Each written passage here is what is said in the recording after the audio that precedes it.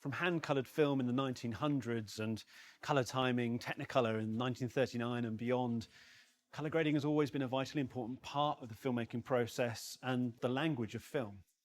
But colour grading has been traditionally very expensive and slow and hard to learn.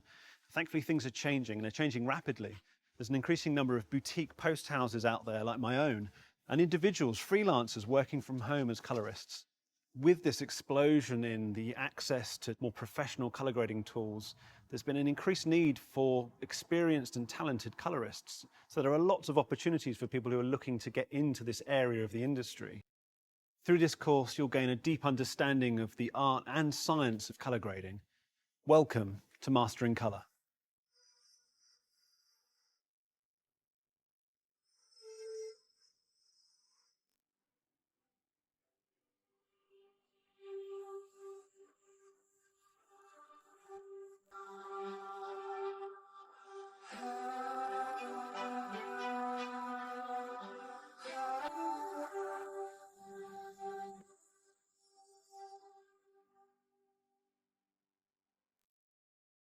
Colourists spend day in and day out making detailed technical assessments of imagery.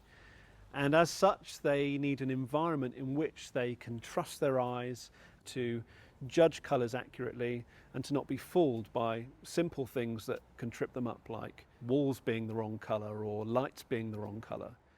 It's certainly true that if you are going to be delivering for theatrical cinematic release or broadcast television, then you do need to spend a fair amount of money setting up a grading environment that meets a certain level of specification. But if you're delivering online, or if you are delivering commercial work for TV, there are still some things that you can do for not much money that will allow your grading suite to be set up in a way that you can still make those colour critical evaluations.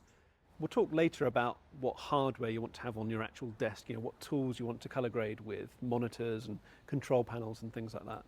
But right now I want to concentrate on the actual environment that you're sat in, that you're working in, and simple tips that you can use to create an environment in which your eyes can be trusted and that you can make critical evaluation of the images in front of you.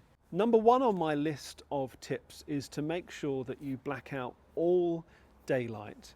Daylight's kind of your enemy when it comes to colour grading because, as you know, if you've ever filmed in natural light, the temperature of daylight varies quite a bit.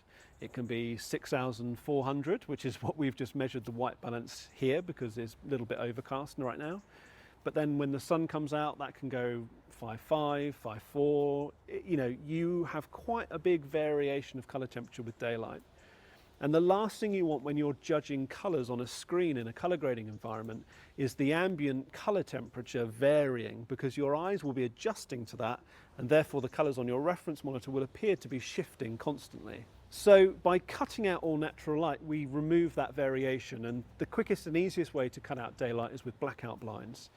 It could be cheap little pop-up ones, the type of thing you might buy for a child's bedroom, or it could be if you're in a professional grading suite that you're putting in proper blackout electric blinds that kind of raise and lower and have them on a nice cool little remote control, impress your clients. However you choose to cut out the natural light, the important thing is that you do cut that natural light out and avoid that variation of colour temperature shifting your natural white balance of your eyes.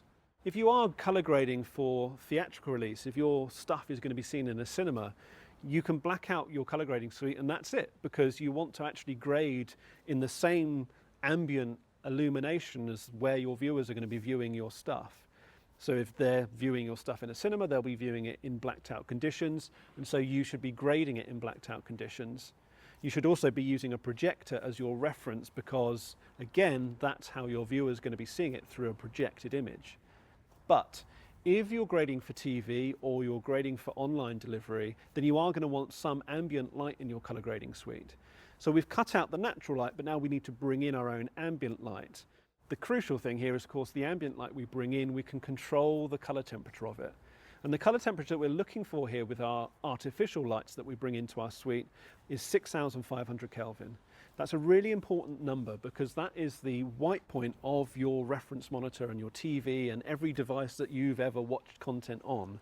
Our lights that we bring into our grading suite must match that colour temperature, and they need to match it in a pretty accurate way. And in fact, there is a scale that will tell you how accurately a light reproduces a certain colour temperature and holds that colour temperature.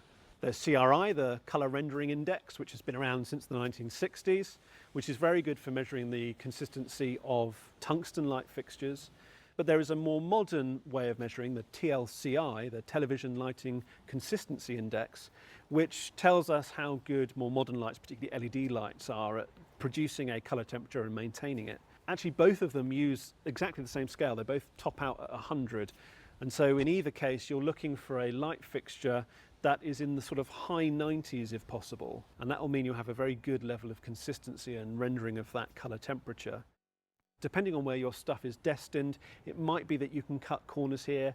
For example, I know it's much easier to find lower CRI, sort of 80, 85 LEDs that are 6,500 Kelvin on Amazon. They can be only a couple of pounds. So you might choose to compromise in order to keep those costs down. Whatever quality of 6,500 Kelvin bulbs you get, it's a good idea to get dimmable ones, because then you can adjust it up or down depending on where you're delivering to. As for the level of illumination in the room, what you're looking to create is an ambient lighting level that matches the environment where your viewer is going to be watching your content, or as best as you can manage anyway. So if you're delivering graded content for broadcast, you would try and recreate a situation like a living room in an evening kind of situation, and you'd be looking for a level of illumination that's about 10% of the brightness of the screen, your reference monitor. Well, your reference monitor would be about 100 candela per square metre, or 100 nits. If you're delivering for broadcast, that's what's specified in Rec 709. And so your ambient level would be 10% of that, 10 nits or 10 candela per square metre. If your graded content's going out online, your reference monitor would be actually brighter, so it'd be about 120 nits. And so your ambient level should be about 12 nits. In either case, you can measure that with a light meter, or you can use a waveform monitor on a camera, or you could just eyeball it. You want to get it roughly 10% of the brightness of your screen. So if you set the ambient illumination in your grading suite to 10% of your monitor, then you'll create the right levels of light. But there's one crucial last piece of the puzzle here. You need to be careful that you're not casting shadows behind your reference monitor. If there are shadows around and behind your reference monitor, then that darkness against the surround of your reference monitor will trick your eyes into thinking that the content that you're grading is lighter than it actually is. When people then watch that back in a lighter environment where the area surrounding their monitoring device, their phone or their TV, is brighter, then your stuff is darker than you imagined it would be when you were grading it. So it's really important that those levels of illumination are maintained throughout the grading environment, but in particular behind the reference monitor. So you want a diffuse 6,500 Kelvin light source behind your screen.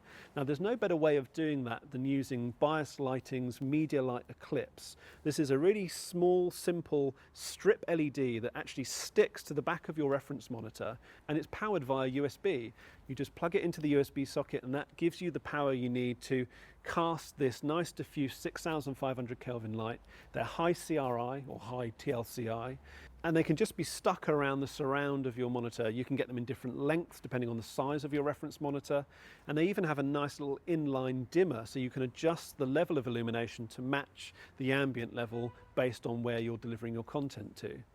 So by the time you've cut out all daylight and brought in some ambient lights at 6,500 Kelvin, and then thought about how you can create that diffuse light behind and around your reference monitor, lighting-wise you're pretty well set, and hopefully you can see that it's not too complicated or even too costly to get to that stage. The next thing to do though is potentially a bit troublesome and certainly more expensive, and that is to think about your walls. The walls in your colour grading environment must be pigment free. They must be spectrally flat, and ideally a 50% reflectance or 18% grey. Now you might think I'll just nip down the hardware store and buy some grey paint. Unfortunately, it's very difficult to actually create paint that's completely pigment free, and there's only really one company that are known for creating this, and they're a company called GTI. So GTI make a pigment-free paint called N5. N5 is how bright it is, which is more or less 50% reflectance. You can also buy N7, I think they do an N8 as well, but N5 is perfect for color grading environments. It gives you a roughly 50–60% reflectance value, but the key thing is it's pigment free, and you must have that on the wall that surrounds your reference monitors. All of your peripheral vision, so whatever wall is directly in front of you and behind your reference monitor, that has to have that pigment-free paint on there. Otherwise, the 6,500 Kelvin lights that you've illuminated your space with will bounce off that wall, and if it's not pigment-free, that 6,500 Kelvin, when it bounces back into your eyes, is now a different color, and your eyes will adjust for that, and every color you look at on your screen, on your reference monitor, will be tinted and wrong. So you can see it's really important that you get that step right. But what if you can't paint your walls? What if you're leasing a studio space, or you're trying to set up a home studio and your partner won't let you paint the walls? Well, a good tip I would recommend is getting hold of 8x4 foot polyboards. You can buy these for £10–20 from rental houses. In fact, I got one really cheap that had been previously used, had a few scuffs on it. If you grab one of those polyboards, you can paint it with a simple roller, paint the polyboard on one side, and then you can just slip that behind your reference monitor, and if you're about 1 or 2 meters away from your reference monitor, an 8-foot by 4-foot polyboard will actually film most of your peripheral vision, and it will sit directly behind your reference monitor exactly where you want it to be. If you happen to also shoot, then it's quite a double win because you've got a multiple use out of it. You can take that polyboard away with you and use it for bounce, you can keep the other side as white, or you can paint it black and use it for negative fill, and you've got dual use out of that polyboard. But it could be a cheap and easy way for you to get that pigment-free paint in behind your reference monitor, allowing your eyes to be working at their best whilst you're color grading. So those are my tips for how you might approach setting up a color reference environment. But now let's go back and look at the types of tools and monitors that you might choose to use and place on your desk whilst you're color grading your material.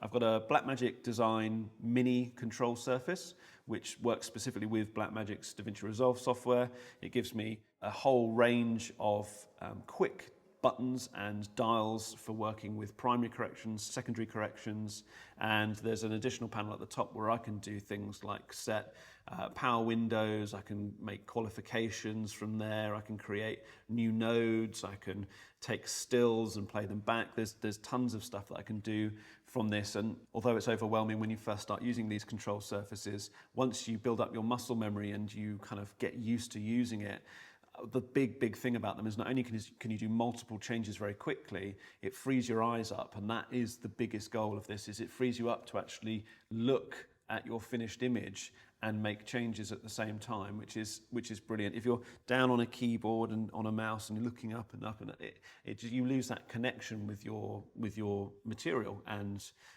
if you can keep your eyes on the prize, as I say, then you're going to get better results and you're going to be able to work quicker.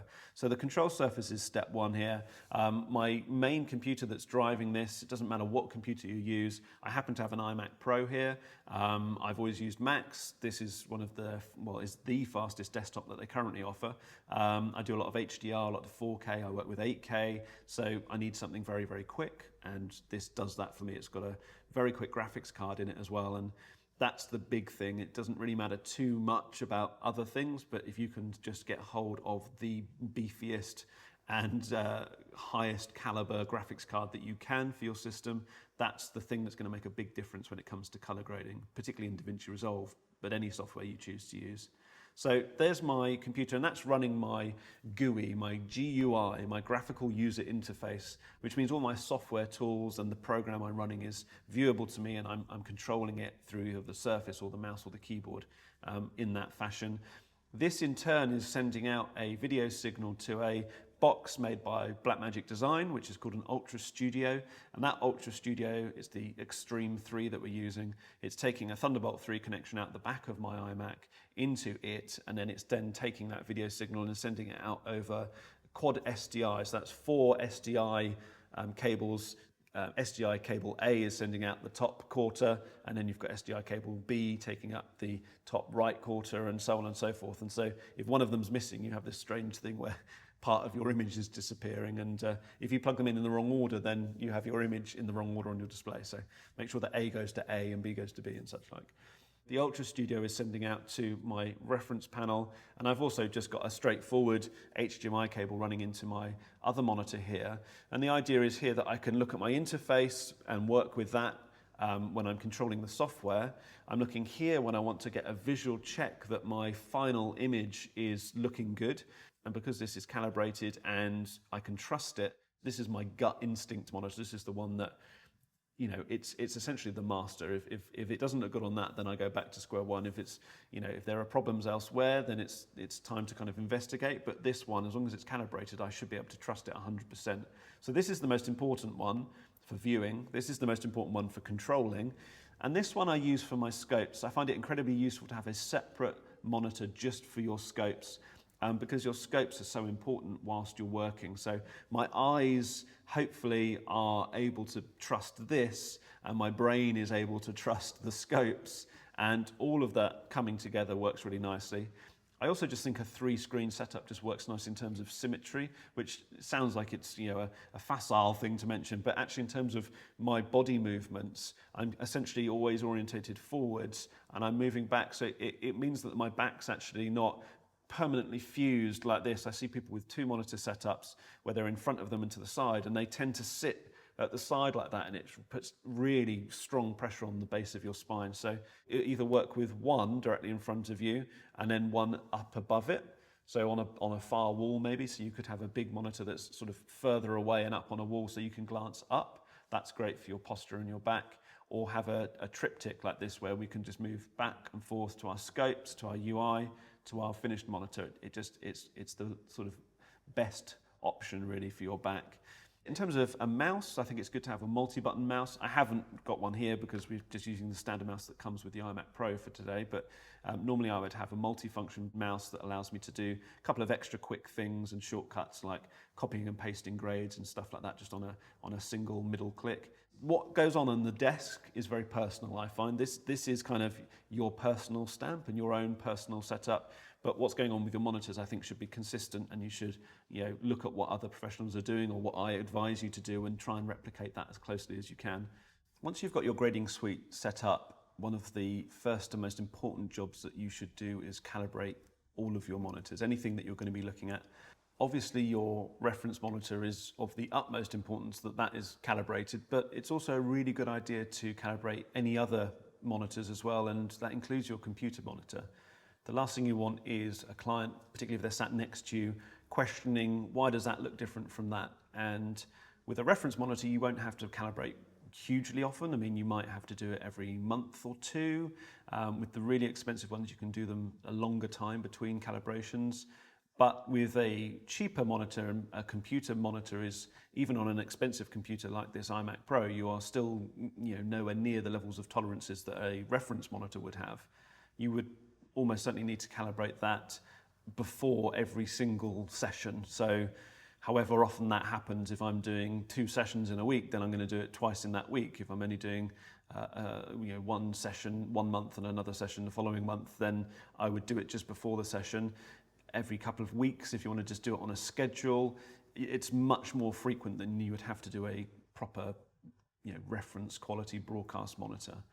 But it's worth doing because, as I say, you don't want, even from your own point of view, let alone the clients, you don't want to be questioning what's going on, or at the very least just distracted by the shifts in colour, because your eyes will get used to looking at it wrong potentially on one, and then every time you look, there's a moment where your eyes would then be adjusting to the correct image, and it might just be long enough for you to question something and make a wrong decision. So it's really worth doing it, and you don't have to spend a huge amount of money on this as well. I use the X-Rite i1 Display Pro.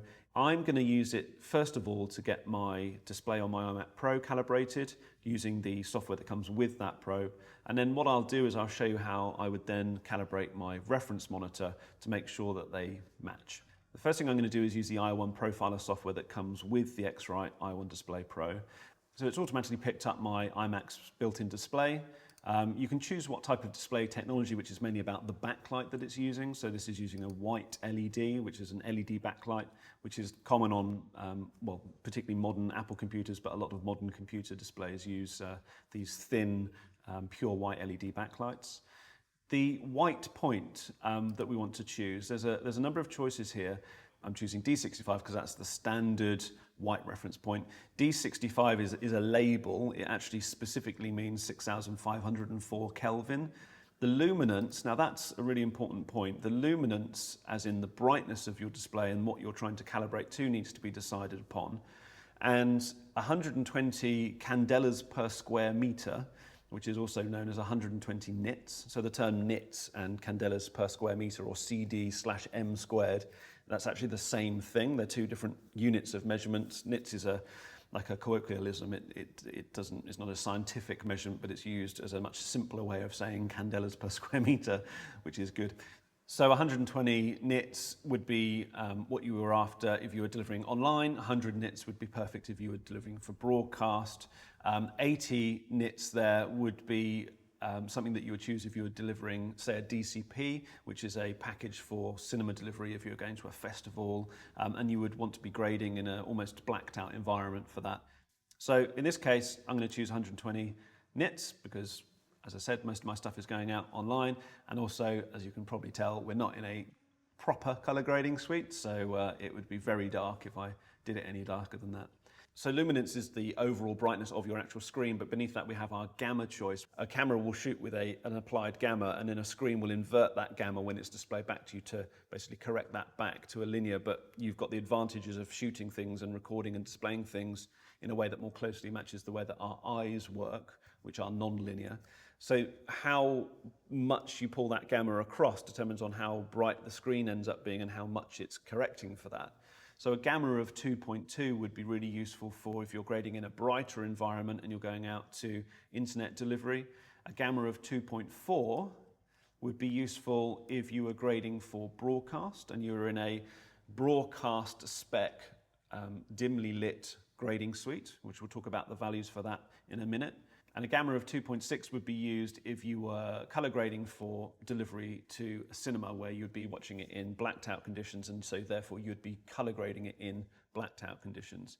Our brains make brightness assumptions comparatively, not absolutely. We don't have a built-in RGB checker, so everything we look at, we get a spot measurement of its brightness. Everything that we see is based on what surrounds it. That's what we're trying to deal with here by setting the display gamma of what we're looking at, the object, and balancing that with the ambient light level in the room that we're in, the grading suite, and taking into account where we're going to be delivering to as best we can. I have a little example here. It's very difficult once this is compressed and in a video and on a website, it might not have quite the same effect as it does in person, but you should perceive that the right-hand box is a darker grey than the grey box on the left-hand side. And as that dark area that surrounds it on the left gets darker, so the box inside will appear lighter, and as the lighter area on the right gets lighter, the box inside would appear darker, though they would never be changing, and in fact they are exactly the same shade of grey right now, but when you look at them, you see them as lighter than one or darker than the other. And literally that box in the middle is your computer screen, and what's surrounding it is your grading suite. So if I brightened this grey box on the right-hand side, it would counteract the effect to make it perceptually the same as the one on the left, or vice versa. And that's exactly what display gamma is doing. It's allowing us to counteract that function of vision, and we can make more accurate decisions without kind of basically grading everything and then delivering it and thinking the whole thing looks darker or lighter than it originally was meant to be. So essentially what we've done now is we've chosen the white point, 6,504 Kelvin, how bright our screen is, and the display gamma that we're choosing based on our delivery and the grading suite environment that we're in. You obviously can't predict where every single person is going to consume your content once it's left your color grading suite, but we can make best guesses and we can make sure that we're at least thinking about it so that we've done our job once it's left our suite. So having set those things up, I can move forwards and it will basically bring up with a chart that will start to measure. If I click Start Measurement, it will instruct me to open up the probe. And I'm just going to drop that. And in terms of placement, we ideally want this to sit right in the middle of the screen. The cheaper the display, the bigger the variation in brightness from the center to the outer edge. Hopefully you've got a good quality one, so that should be pretty uniform, but just in case it isn't, and one tends to want to have the most detailed objects in your frame in the middle or near the middle, then it's best to set the probe in the middle as well and get that right.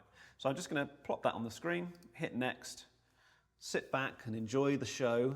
It's now going to go through a whole variety of different test patterns, and in a minute it's going to ask me to adjust my screen brightness. So you can see it's actually giving me an indicator. It's saying that my measured white luminance level at the moment is nearly 400 nits. Well, I'm not surprised. We're in a bright room and I've turned the brightness up on my iMac almost on full. In fact, if I do put it on full, it's showing measured white luminance. You can see it's giving me live feedback. Measured white luminance of 511 nits. That's not really too much of a surprise. This is the latest iMac Pro, and one of its features is it has a 500 nit high brightness display on this. So I'm going to just adjust the brightness on my screen until that little quality indicator. So I'm now at 170, still too bright. 116, let's go one up, 134. 121, you can see, oh, it's dropped again. So I'm getting as close as I can. On the keyboard, I can only do quite big steps. I can do smaller steps if I click on, where is it? It's in my display preferences. If I go into my display here, and I'm just going to, so it's a little bit, I'm just going to do this. If I use this slider, it's actually more accurate. So that's gone up to 117. Let's just hide that again, go up a little bit more. 119, good enough for me. So I'm going to hit next. It's got a little green tick there. And now it's going to continue with the test patterns. And now it's checking, now it knows that the brightness, the luminance is set correctly. It's now showing a series of different test patterns. And come the end, I'll have a calibrated computer monitor. So I'll know that when I look at this display, everything should be accurate. And it should stay that way pretty close for a little while. If this ends up being a long session over multiple days, I might do this every morning. And what's worth doing is waiting for the monitor to warm up. So the backlight is at the temperature that it's going to be operating at. Okay, so this is now done. I'm just going to take this away and just close it down. And it's asking for me to continue through and set up the profile. So what it's going to do is it's going to load what's known as an ICC color profile, and that is essentially how the computer monitor calibrates itself. So it's a little profile that tells the monitor how to display everything. If I click through here, it brings up the profile that I've just created and asks me to give it a name. I would name it with the name of the display that you've just calibrated, and I would put the date. So let me just type in date here. And that will remind you when that profile was created. So if you go to start a color grading session and you go and check the profile and you realize that the date was from 2 months ago, you know it's definitely time to upgrade that. You can choose whether or not that profile is loaded in at the user level or the system-wide level. I'm just going to do it for me because we always log in as the same user on this system when we're color grading. I can set a reminder in 1, 2 weeks, 3 weeks, or 4 weeks, which is very useful. There is an ambient light monitoring, which it actually uses the ambient light meter in the display. So as the ambient light goes up, it actually adjusts the image. To always turn those off. They're also available on a lot of mobile devices these days as well. It completely ruins everything we've just talked about with display gamma and control of your lighting and the ambient light in your environment. It just all goes to pot if you leave those things on. So do turn them off. And if you have mobile devices, I'd encourage you to turn off any kind of auto white point tuning where they measure the light levels around you and change the color temperature of the screen. And if you consume a lot of content on those sorts of devices, you're almost never going to be able to see it as the colorist intended. So now that that's all done, I can just hit create and save profile. What's cool is if you've done this with multiple monitors, you can then put that test image up on multiple monitors and just eyeball it. Now, we're actually surprisingly good at eyeballing differences when monitors are very close to each other or objects are very close to each other. When they're far apart and you're looking at them in different places, different locations, we're actually quite poor at recognizing differences. But it is more than, you don't need some high-end probe to put 2 monitors next to each other necessarily, or certainly not at most levels of production. You can just eyeball it and go, yeah, they look visually identical to me, and so you can just move on. That's it. That's my monitor now calibrated. So the next step then is to use the same probe, but with now my reference monitor. I need to use some slightly different software for this, and there are a number of different solutions out there. I personally use DisplayCal, which is an open source piece of software. Lightspace CMS is very good. There's Calman. So there are other solutions, but this is the one that I'm using because it's a free open source one and it seems to do a good enough job for what I'm using. So when I launch it, it asks about the display instrument. What I need to do here is, because the probe is hooked up to the computer and the software is running on the computer, but I'm measuring something else, my reference monitor, I need to feed a test pattern to the reference monitor. And for me, I find the best way to do that is actually set the display to resolve. Now, I could do this whole thing for the iMac display, but I've just done that with X-Rite's own software that I don't need to do it again. I'm going to set this to resolve, and it will actually send a test pattern through resolve to my reference monitor. You put the probe on your reference monitor, choose the location where you want the test pattern to appear. So instead of it covering the whole image, it just does a small square. So you just choose where that square will appear and place the probe there. And then it does exactly the same thing that I've just shown you happening on my computer monitor, but happening on the reference monitor. I'm going to hit calibrate and profile, and it's saying it's waiting for a connection to 192.168.1.93. If IP addresses scare you, don't worry. It's just like, remembering a friend's phone number. Well, actually, no one remembers people's phone numbers these days, but you know what I mean. It is just a phone number, essentially. It's the phone number for the Blackmagic device that's feeding my video signal to my reference monitor. So if I go into Resolve, and this only works if you're in the color page. So I'm just going to go to the color page quickly, go into the workspace menu at the top, monitor calibration, and I'm going to choose SpectraCal CalMan. So this is actually another company's test patterns, but the software I'm using has been made to work with that test pattern. So there's also Lightspace as an option in there. So I'm going to choose SpectraCal CalMan, and it says, right, plumb in an IP address. It's already got the port set to 20002. So I just need to type in 192.168. What was it? 1.93. 1.93. Click connect, and it says connected. So it's as simple as that. I go back to DisplayCal, and it's got this measurement area. Now, wherever I put this box on my user interface, on my computer monitor, is where the test pattern will appear on the external reference. So it's a bit weird because you've got the probe. I'll put the probe up there, but I'll have the measurement area set here. So again, I'm going to stick it right slap in the middle, because that should make it nice and easy. I'm going to set the probe up here. I'll do that in a minute. I'll put the probe up there. I click Start Measurement, and then off it goes. It will send the test pattern via Resolve to the monitor, and it will do exactly the same process that we've just looked at with the built-in monitor.